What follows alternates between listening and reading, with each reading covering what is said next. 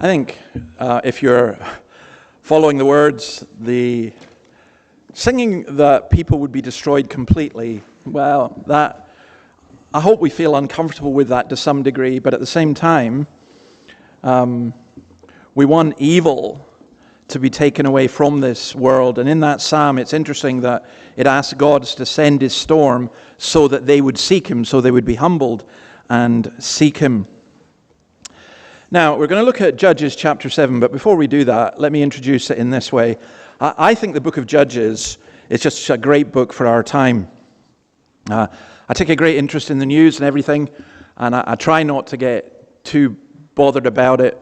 But this week, whoa, I think I'm living in some kind of surreal movie. It just doesn't make any sense. You know, honestly, if I'd predicted this 10 years ago, people have said, oh, you're away with the fairies.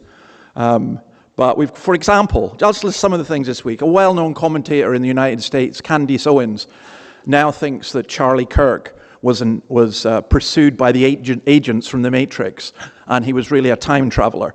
And this is taken seriously by people. People are talking as though Europe and America are going to go to war over Greenland, which is about as nuts as you could possibly make it. There's horrendous stuff happened in Iran, and the Ayatollah has admitted we've killed thousands of people, but it's not our fault. You know, it's just extraordinary. In our own country, in an attempt to stop the hate speech that some think led to the Bondi massacre of Jews, our Prime Minister cited as an example of hate speech the Jewish scriptures, which just... when I heard that, I thought, what? You're joking me. It's just extraordinary.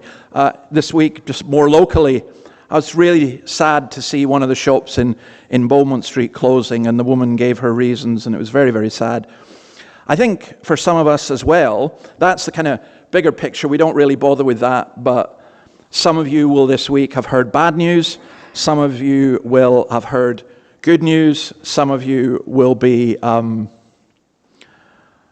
As I was saying to somebody earlier, if I write another book, it's going to be called Discombobulated, because some of you will be discombobulated. And if you don't know what that word means, ask my wife, because it's her favorite word. That's what I look at. And then I come to God's word, and this is describing a situation which was, it's about 1,300 to 1,000 BC, so over 3,000 years ago. And yet, it addresses our world today. So whatever your reason for being here, I'm glad that you're here. I'm glad that you came to hear God's word. And as Jesus says, if you've got ears, listen. Now, just a note about how we read the Bible as well. It's very important. I have just finished reading Sun Tzu's The Art of War, which is just a great wee book that some of you will have read, because it's like a classic, and if you want to show off and pretend you've been educated, you know, you can just drop it in along with Stephen Hawking and, The Brief History of Time. But it's a very, very interesting wee book from the 5th century BC in China, famous for lots of things. If you know the enemy and know yourself, you need not fear the result of 100 battles. Appear weak when you are strong, and strong when you are weak. It's full of things like that. And it's seen as a manual for war. When we read Judges, it's really important, when you read any part of the Bible, to bear in mind what it is and what it isn't. This is not a manual for war. It is dealing with God's people, how they keep going astray, and how God keeps bringing them back and showing mercy on them. And that's what we're looking at in the story of Gideon. Now also, to help you think through this, I want you to think about it this way. There's a photo there of the church. This is not a big church. We can seat about 125. So, yeah, it would be great if the pews were full and we had to do a second service and we had to use the balcony. But it's a small number of people, relatively small. And it's worse than that, and I don't mean to insult you, but look at who we are. none of us are superheroes. And to be honest, most of us are messed up. Somebody came to me once and said, I don't think I could come to church because everyone's got their act together. And I said, honestly, I don't know a single person in my church who's got their act together. So no, come and join us. You'd be very, very welcome. You're a messed up person. We're messed up people. Fine, you'll fit in. That's the way it is. But how can we make an impact when we're so few? And what you get church teachers and strategists and so on. They say, you need this amount of people, and you need to do this, and you need to do that. And I all think that's just a complete waste of time, because we can't. And that's where this comes in here. You'll see as we go on. It was, when you think about Israel and the Jews, Deuteronomy 7:7, the Lord did not set his affection on you and choose you because you were more numerous than other peoples, for you were the fewest of all peoples. Israel's a tiny nation. To be honest, it's a bit like Greenland taking on the world.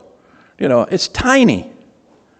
And it's in the middle. It's not just that it's a tiny nation, but it's on the road between Egypt and Assyria and Persia and India and Rome and Greece. And it seems almost impossible that it would have survived. There were many other tiny nations that did not survive. But the few, God can save through the few. It's Winston Churchill who said, never in the field of human conflict was so much owed by so many to so few. And he was speaking about the RAF pilots during the Battle of Britain. So let's get into the story. Let's read the first 8 verses. It's Judges chapter 7. Early in the morning, Jerubbaal, that is Gideon, he's got his new name now, by the way. For those of you who were here last week, his name is now the one who fights against Baal. And all his men camped at the spring of Harod. The camp of Midian was north of them in the valley near the hill of Moreh. The Lord said to Gideon, you have too many men. I cannot deliver Midian into their hands, or Israel would boast against me. My own strength has saved me. Now announce to the army, anyone who trembles with fear may turn back and leave Mount Gilead. So 22,000 men left, while 10,000 remained. But the Lord said to Gideon, there are still too many men. Take them down to the water, and I will thin them out for you there. If I say this one shall go with you, he shall go. But if I say this one shall not go with you, he shall not go. So Gideon took the men down to the water. There the Lord told him, separate those who lap the water with their tongues, as a dog laps, from those who kneel down to drink. 300 of them drank from cupped hands, lapping like dogs. All the rest got down on their knees to drink. The Lord said to Gideon, with the 300 men that lapped, I will save you and give the Midianites into your hands. Let all the others go home. So Gideon sent the rest of the Israelites home, but kept the 300 who took over the provisions and trumpets of the others. Now, first of all, let's begin with a good sign. Gideon got up early in the morning, which is what all good people do. They get up early in the morning. It's a good sign that, okay, maybe you're not a morning person, but if you were crippled by fear, you wouldn't do that. I'm just going to stay in my bed. I don't want to go out. Oh, look, there's a lion outside. Oh, look, it's raining, or whatever. But Gideon got up, and we know that he was a leader at this point because he had 32,000 men who followed him. You can't lead unless people follow. That's the point. And he's got a plan. He's got a good plan. He's got 32,000 people. He goes to this place called the Spring of Harod, and he's got to face the massive Midianite army. He's strategic enough to be able to take advantage of the terrain and to use the weather and everything else. But it's absolutely clear that 32,000 is a very small number against the Midianites and the Amalekites, who are, as we'll read later on, as thick as locusts, and whose camels could no more be counted than the sand on the seashore. But look what's said in verse 2. The Lord said to Gideon, you've too many men. I cannot deliver Midian into their hands, or Israel would boast against me. My own strength has saved me. God's people are either going to praise God for the victory, or they're going to praise and boast in themselves. Gideon will either give the honor to his Lord, or he will seek it himself. And one of the problems in the church is that far too often we are obsessed by numbers. You hear of a church that's got 1,000 people, you go, wow. And to be honest, a lot of evangelical Christians are pretty weak this way, because they say, oh, I need to go to that church because A, it's successful, B, it has programs for my kids, and C, well, they won't say this, but I don't really have to do anything. Because there's loads of people, and it's great, and I'm part of a success.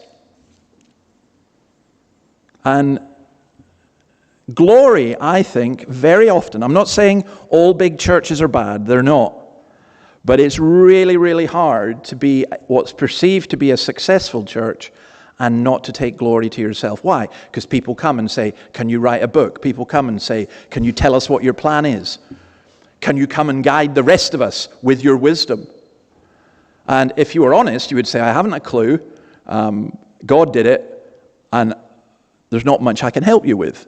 But that's not what happens. That's not how the church operates today. And I think it's a phenomenal mistake. Now, don't get me wrong. We like numbers. If I came in here on a Sunday morning and there were only 10 of you, I would have to swallow hard and just say, it's okay. The Lord has brought these 10. Let's get on with it.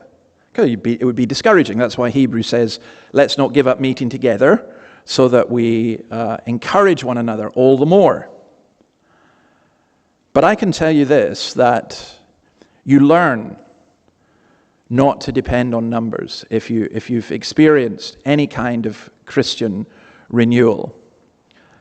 In our second charge in St. Peter's in Dundee, I remember in the evenings, the numbers were so small. Now, it was a big building, 750 to 1,000 people you could get in. It was registered for 1,000, I have no idea. I think it must have been in the old days that people were shorter and smaller and thinner.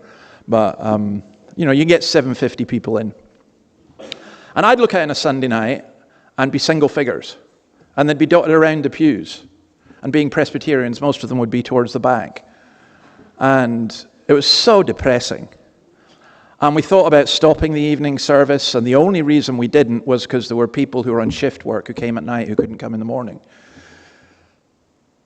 And yeah, I have to say this, that I can recall a handful of services in my lifetime, and several of them were that evening service with a handful of people. There was a sense of God's presence, and there was a joy that you were there, and also a sense of disappointment that other people had missed out. God can save by few. That's the point. The greatest danger is we believe that we can save ourselves, or at least take some of the credit. Now notice how this was done here. I think this is brilliant. Until I looked at this in more depth, it's like most of Judges, I just skimmed it, and I get a lot more from looking at it in more detail. So first of all, 2/3 of the men went home because they were asked, are you afraid? And they went, yeah, you're kidding. There's a Midianite army of hundreds of thousands. Of course we're afraid. Well, go home. If you're afraid, go home. I think you get two things in that. This is God's purpose, but it's also human psychology. If you have an army that's filled with fear, it's very easy for it to give up, for panic to spread. Now, I think Gideon would have been shattered by this. He thought he had at least a decent-sized army, and 2/3 of them were not yet ready to fight. That's why, again, let me just say this about the church. And please, I'm not having to go at anyone. I just want you to think about this. I'm not interested in numbers. Because if you come along here and you're afraid, or you can't be bothered working, or you're dead lazy, or whatever, what's the point? You're no use to us. We have to, forgive, if the women will forgive me saying this, there's a band of brothers idea. Well, let's just look, a band of brothers and sisters. We have to work together. We have to be in it together. And if at the first time there's opposition or trouble, someone says, oh, I'm out here, then there's no point in you even starting. Now, that's not to chase people away. Some of you are not Christians. Some of you are recovering from being battered Christians. And I would say to you, take your time. You're not here in that sense to fight in that regard. But you're here to be healed and at some point to join Christ's army in that way. But it is devastating when you lose people. I remember one year, we were a congregation of only about 60, 70 people. And one year we lost 20 people. And they weren't 20 people we wanted to lose. It was just individuals, somebody dying, people moving on, a couple of people falling out, all that kind of stuff. And at the end of the year, we lost 20 people, including people I'd been working with for years. And I was absolutely devastated and thinking, what's the point? Lord, what's the point in carrying on with this if this is just going to keep happening? But within a year, God had sent more than 20, 40 people. And without being rude to the people who had left, they were even better. So we have to be really, really careful in what we say and think and do. I know sometimes people say, I remember we grew from a handful to about 40. I remember one woman saying, I hope we don't grow anymore because I won't know everybody and this will do us fine. No, we can't think like that. We mustn't think like that. So look what happens. There's still too many men, so Gideon separates the 9,700 who knelt to drink water from the 300 who used their hands to scoop it up. I wonder what you would have done. I'd have been one of the 300. I can't kneel because of a bad back, so no. I'd have been one of the 300, definitely. But it's funny. This is what I said about it not being a military manual. I actually read somebody saying, well, this was kind of a military test because the 300 were more alert and they weren't nailed down and so they were holding on to their weapons and they stayed on their feet while the others drank in such a way that they were defenseless. That's not how you read the Bible, right? Don't read the Bible like that. You come up with every cranky theory and justify it in that way. No, this was just God's way of separating things. What more shall I say, says Hebrews. I do not have time to tell about Gideon, Barak, Samson, Jephthah, about David and Samuel and the prophets, who through faith conquered kingdoms, administered justice, and gained what was promised, who shut the mouths of lions, quenched the fury of the flames, and escaped the edge of the sword. And this is the great line, whose weakness was turned to strength, and who became powerful in battle and routed foreign armies. And the whole point of that is to say that all the glory goes to God. There's a very, very dangerous period in a congregation like ours life. It's when we start to grow and more people come. You'll then get people who come because there are more people coming. Because it becomes you may find this hard to imagine, Scots Kirk ever being trendy, but we could be. And that could happen and people come because of that reason. And then people within the church get a bit proud. And somebody like me thinks, this is great, look how wonderful I am. Or other people. And then other people say, we want to latch onto this and grab a bit of it. And we forget that it's all God's. 2 Corinthians 12, Paul says this, even if I should choose to boast, I'd not be a fool, because I'd be speaking the truth. But I refrain, so no one will think of me more than is warranted by what I do, or because of these surpassingly great revelations. Therefore, in order to keep me from becoming conceited, I was given a thorn in my flesh, a messenger of Satan to torment me. 3 times I pleaded with the Lord to take it away from me. But he said to me, my grace is sufficient for you, for my power is made perfect in weakness. Therefore I will boast all the more gladly about my weaknesses, so that Christ's power may rest on me. That is why, for Christ's sake, I delight in weaknesses, in insults, in hardships, in persecutions, in difficulties. For when I am weak, then I am strong. I think if God, and I believe he is actually working amongst us as a congregation, it will never all be roses. It'll never all be sweet. There'll be moments of great joy and great celebration, but there will also be moments of great pain. And there will be great difficulties, because that's what happens. And sometimes those difficulties seem almost overwhelming. But God's strength is made perfect in our weakness. And I need to say this is how salvation works as well. and how repentance works, because it's only as we know our own weakness that we begin to understand God's grace and love. I had an astonishing conversation. I'll say it because it's online and it's public, so I don't mind saying it at all, with Jeffrey Bullock, one of the founders of Hillsong. And in the course of that conversation, he said something that afterwards I said, do you want me to scrub that? Because that's a very public thing to say. And he said at the time he was writing worship songs for Hillsong, he wasn't even sure that he was a Christian when he looks back. And it was only when he came to realize his own weakness that it made him really seek God. It was an incredible admission. I loved him for saying it, actually. Because that's how you need to understand God's grace and love. You're not a Christian. Let me explain it this way. You've got a bill that you need to pay. And you've got a friend who comes along and says, don't worry, I'll pay it for you. But you don't know what the bill is. You don't know the amount. And they go and pay it. And then you open it up and you see that it was $50. And you go, oh, that was nice of my friend to pay that.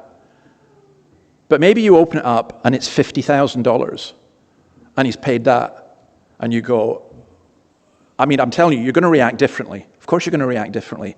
And Jesus says this in Luke 7:47. Those who have been forgiven much, love much. And that's one of the paradoxes in all of this in Christianity. When someone says, I can't become a Christian because I've done this, I've done that, or I don't know this, I don't know that, and it's too much.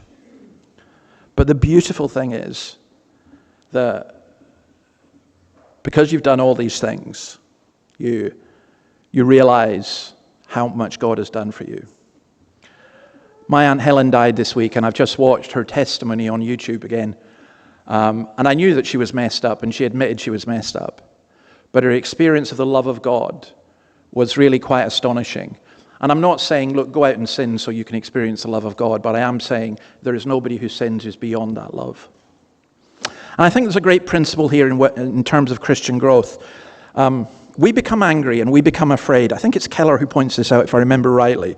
Or we become discouraged. Why? Because of the good things we have that are taken from us, things that we think will save us or give us value and worth. The reality is that we should have our confidence and encouragement and joy in the Lord, not in the gifts he gives us. The gifts are, if you like, the bonuses, but the reality is Christ. So, let's go on to look at the next section, but Gideon's confidence by now must be badly shaken. Now he's got to face this massive army with 300. The battle between faith and fear is harder, and night's coming in, and this is really difficult. So let's see where he goes. Let's read verse 9 to 15. So now the camp of Midian lay below him in the valley. During that night, the Lord said to Gideon, get up, go down against the camp, because I'm going to give it into your hands. If you're afraid to attack, go down to the camp with your servant Purah and listen to what they are saying. Afterward, you'll be encouraged to attack the camp. So he and Purah, his servant, went down to the outskirts of the camp. The Midianites, the Amalekites, and all the other eastern peoples had settled in the valley, thick as locusts. Their camels could no more be counted than the sand on the seashore. Gideon arrived just as a man was telling a friend his dream. I had a dream, he was saying. A round loaf of barley bread came tumbling into the Midianite camp. It struck the tent with such force that the tent overturned and collapsed. His friend responded, this can be nothing other than the sword of Gideon, son of Joash the Israelite. God has given the Midianites and the whole camp into his hands. When Gideon heard the dream and its interpretation, he bowed down and worshipped. He returned to the camp of Israel and called out, get up! The Lord has given the Midianite camp into your hands.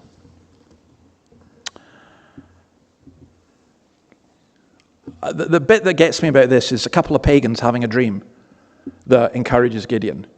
God can use amazing things, just different things. We've got this idea. If we develop this, or we write this book, or we do this, or we do that, then that's what will work.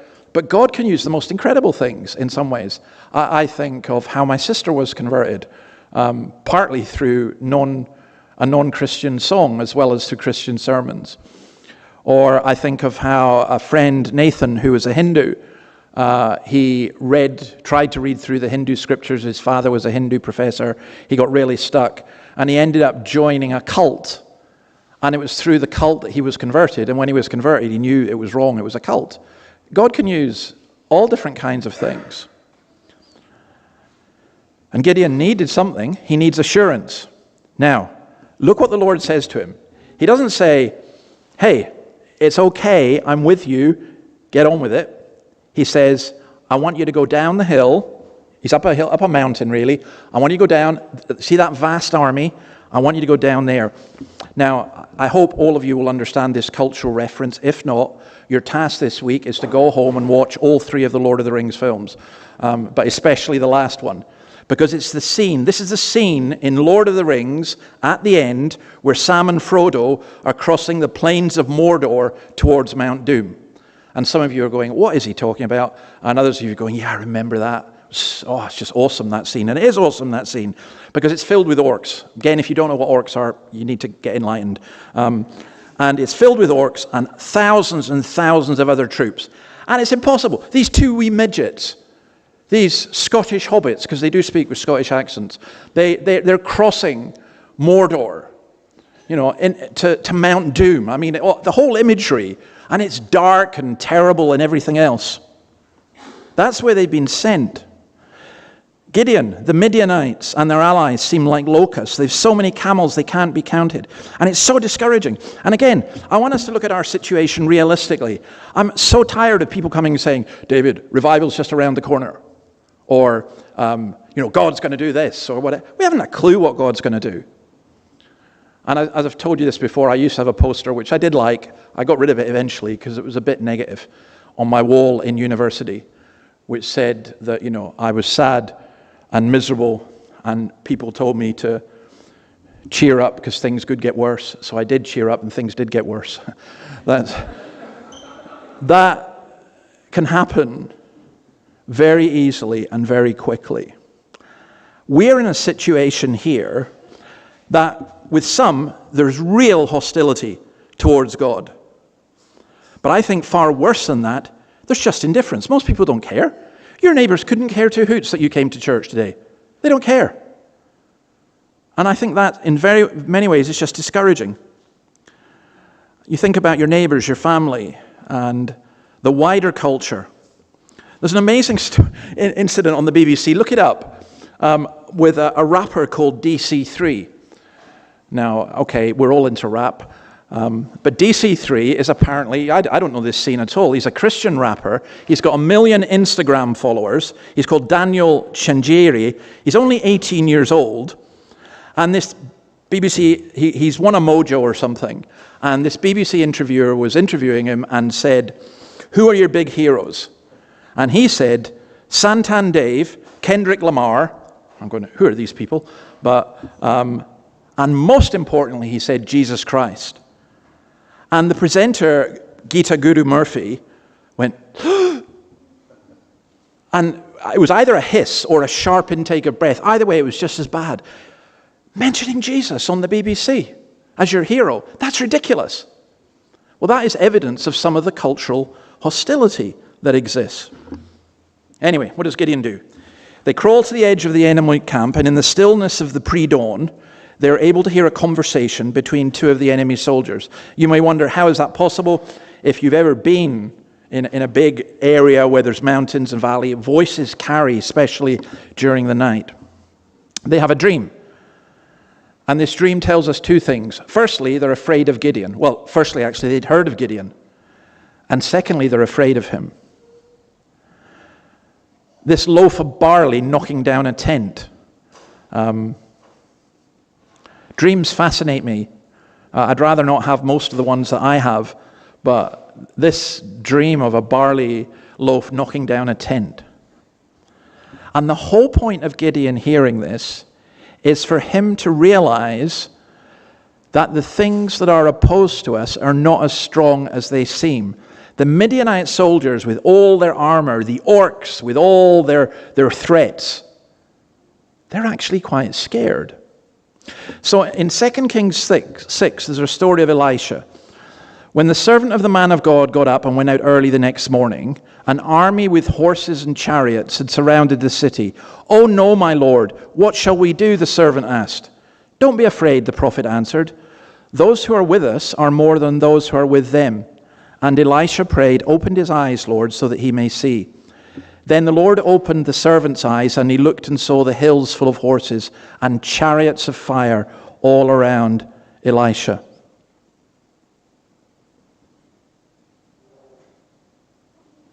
Why should you be afraid? Why should we fear that things we do won't work? So what? If God is with us, who can be against us? And I'm not talking about the God is with us style that Bob Dylan sang so sarcastically about army generals saying, "Don't worry, God is with us, go out and fight." No. I'm talking about the assurance that we know who God is. And we need that assurance, and we need to know he's with us. The whole book of 1 John is written to assure us that we know and have come to know him. In Romans 8 verse 16, we're told that the Holy Spirit works in us to assure us that we are God's children. But sometimes God asks us to take risks in order to get that assurance. He told the disciples to go and make disciples of all nations. He told them that first, and then he said, "And I'm going to be with you always." And sometimes God asks us to do stuff that does not make sense to us because it takes us out of our comfort zone. It causes us to fear. We sit down and we make a list of the positives and of the negatives, and the lists of the positives about 2, and the lists of the negatives a whole bucket load. And we say, well, God wouldn't ask us to do that. And we work things out according to our metrics, and God says, no. We need to learn to step out in faith. And I think Gideon is a great example of that, because God's patience with him is amazing. He had an angel burned up his offering. He had 2 miraculous fleece episodes. And he had this Midianite dream and interpretation before he would attack. So how do we get that assurance? We don't want a false assurance. We want a real assurance. How do we get that assurance? And I honestly think that assurance is the thing that we need the most, because the reason that some of you are afraid, the reason that some of you are angry, the reason that some of you are bitter, the reason that we won't do what God is calling us to do is because we're not sure that he's with us. We're not sure. We know the general stuff, right?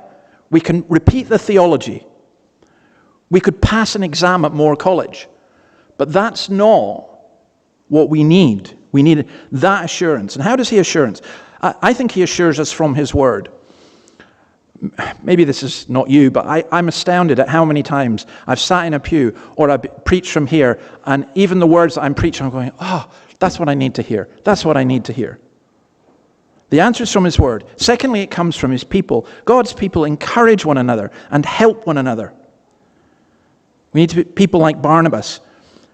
Thirdly, it comes from the various circumstances of life, that although there are many things that are negative, on the other hand, when we look and we count our blessings, we're going, whoa, God did that.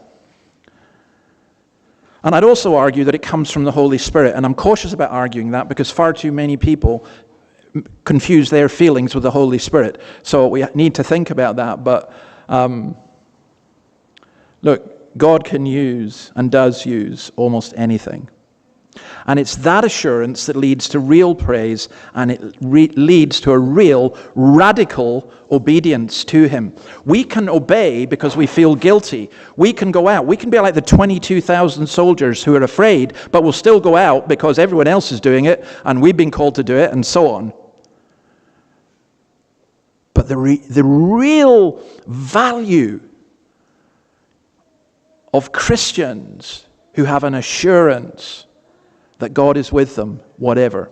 So verses 16 to 21, I better speed up and finish quickly. I was reading this morning about the gift of time and how we use our time. You're using it wisely, listening to God's word, so chill. Verse 16, dividing the 300 men into 3 companies, he placed trumpets and empty jars in the hands of all of them with torches inside. Watch me, he told them, follow my lead. When I get to the edge of the camp, do exactly as I do. When I and all who are with me blow our trumpets, then from all around the camp, blow yours and shout, for the Lord and Gideon. Gideon and the 100 men with him reached the edge of the camp at the beginning of the middle watch, just after they'd changed the guard. They blew their trumpets and broke the jars that were in their hands. The 3 companies blew the trumpets and smashed the jars, grasping the torches in their left hands and holding in their right hands the trumpets they were to blow. They shouted, "A sword for the Lord and for Gideon." While each man held his position around the camp, all the Midianites ran, crying out as they fled. Well, this is where Gideon really steps up. He gives glory to God. Notice the cry, "A sword for the Lord and for Gideon." But they don't have a sword. They got a torch and a pot. And it's God's hand that deals with this. Now, Gideon mentions what God has done, doesn't give glory to himself, although he himself is a true leader because he has a great resourcefulness. He realizes that the only tactic, when we say God does it, God uses us, and we have to think. He realizes the only tactic is to make the 300 seem like a much larger force, to take advantage of the night, to make the most of the uneasiness of the enemy, to come upon them when they least expect it, to stampede them by waking them suddenly with blinding light and deafening sound. This is not the movie 300, if you've seen that. It's where 300 brave men all die. This is something much more brilliant. Gideon does have a kind of military genius. The genius here is it negates the difference in strength. It makes the camels a non-factor. It makes the Israelites appear far greater. It takes advantage of the time when the enemy were weakest. At that time, a third of the army would have been walking back to their tents, while another third would have been asleep, and the others would have just woken up. When they see armed men coming towards them, there would have been a great deal of confusion. That's what happened. Blow the trumpets and smash the jars. And then this. Join in. So we read just at the end there, when the 300 trumpets sounded, the Lord caused the men throughout the camp to turn on each other with their swords. The army fled to Beth-shittah, towards Zeratha, as far as the border of Abel-Meholah near Tabath. Israelites from Naphtali, Asher, and all Manasseh were called out. They pursued the Midianites. Gideon sent messengers throughout the hill country of Ephraim, saying, "Come down against the Midianites and seize the waters of the Jordan ahead of them as far as Beth-barah." So all the men of Ephraim were called out, and they seized the waters of the Jordan as far as Beth-barah. They also captured 2 of the Midianite leaders, Oreb and Zeb. They killed Oreb at the rock of Oreb, and Zeb at the winepress of Zeb. They pursued the Midianites and brought the heads of Oreb and Zeb to Gideon, who were by the Jordan. So Gideon now calls for reinforcements, now has a tactic of blocking the river, and they're captured. Now, again, let me just observe something that I've noticed. People who won't take the risk when you're small and struggling, they're very keen to come on board when you're growing and perceived to be successful. My first experience of that was as a 16, 17-year-old when we held a Bible study in our house that we didn't even know it was a Bible study. It was 4 of us who were being converted, and we used to meet together to play football and stuff, listen to records. And we decided, well, we're Christians now, so let's study the Bible. By the end of that summer, it was a summer, there were 40 or 50 people meeting in our house. We just thought this was normal Christianity. But people throughout Scotland heard about it, and suddenly we got people coming saying, God has told us to lead you into a new church, or to do this or to do that. It was just weird and crazy. People do that. In our former church, St. Peter's, I'll never get round this fact, that we were there 18 years before one Christian family came and joined us. 18 years before people thought we were safe enough to join. What are we doing? This is crazy. That's not the way that Christians should think. We're much more radical than that. Incidentally, in this, there's something wonderfully circular. In chapter 6, verse 11, we find Gideon sheltering from the Midianites in a winepress. He was first reassured of God's presence at a rock when his offering was burnt up. Now here, and please do not feel a great deal of sympathy for Oreb and Zeb. They were people who massacred thousands, tens of thousands of people. And they were dealt with. And God, they're killed at a rock and a winepress. That is, look, justice comes. What goes around comes around. Justice will come. Now let me finish all of this with referring to 2 Corinthians 4. I want to speak to those of you who are not Christians in a moment, but first of all, to those of us who are Christians. We are jars of clay. We're not jars of steel. We are not supermen or superwomen. For what we preach is not ourselves, but Jesus Christ as Lord, and ourselves as your servant for Jesus' sake. For God, who said, let light shine out of darkness, made his light shine in our hearts to give us the light of the knowledge of God's glory displayed in the face of Christ. But we have this treasure in jars of clay to show that this all-surpassing power is from God and not from us.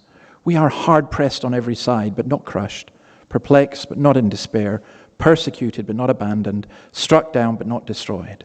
We always carry around in our body the death of Jesus, so that the life of Jesus may also be revealed in our body. I've gone into churches that everything's shiny. REM, shiny, happy people. You know? Everything's good. Everyone gets their problem sorted. If anyone confesses to sin, it's only to announce that they've been healed from it and they're now reconciled with their wife or whatever. But we're jars of clay. Physically, we're jars of clay. We're fading. Mentally, we're jars of clay. We have limits that we cannot go beyond. Psychologically, spiritually, we're jars of clay. That may be discouraging to you. I cannot describe how encouraging that is to me. I cannot describe how encouraging that is. Because the Lord takes jars of clay, and even though he breaks them, he uses them to shine light and to bring great light into a dark world. So let your light so shine before men. And for those of you who are not Christians, or you're a bit confused, or you're just not sure where you're at, you are also jars of clay. But that doesn't mean you're a blob of carbon floating in a meaningless world. For some reason, the algorithm got it right this week. It sent me lots of intelligent design stuff. And some of it's mind-blowing. Some of it's so mind-blowing, I thought, nah, that's not right. I've got to investigate. And I did investigate, and everything I was sent was true. And it's literally mind-blowing. Literally mind-blowing. Because my mind can't cope with this. So let me just give you one of those just to help you and encourage you in this way. Your DNA that's in your body, if we took your DNA out and stretched it to its limit, do you know how far your DNA would go? I got it wrong. I used to say it would go to the moon. No, it would go to the sun and back 70 times. You have in you something that could go to the sun and back 70 times. And that DNA, roughly 6 to 11 billion kilometers, it's madness at one level. But it's what makes you you, and it's the incredible complexity of the human body. In one cell, you have more information than all the data gathered in all the AI computers in the world. In one cell. Now, if you want, you can try and argue, oh, it's just all an accident. No, get a grip. You've been given a brain to think, so don't nullify your brain by thinking stuff that doesn't make sense. You are fearfully and wonderfully made. But here's the point. You need spiritual life. You need light. You need hope. You need love. Which is why you need to come to Christ, who is the center and author of all life. He's the one who made you with that DNA. And by the way, it's totally unique. No one else has got your DNA. And you're not dross. You're not someone just to be discarded who's leading a meaningless life. And even with the mistakes and the sins that you've made, and some of them are terrible, you can be forgiven. And you can come to know Christ. And you can become whole, healed, forgiven. It's wonderful, the light of the world. Amen. Let's pray. Lord, thank you for your word. Thank you for its power and its extraordinary beauty. Help us as we continue to praise you. In your name, amen.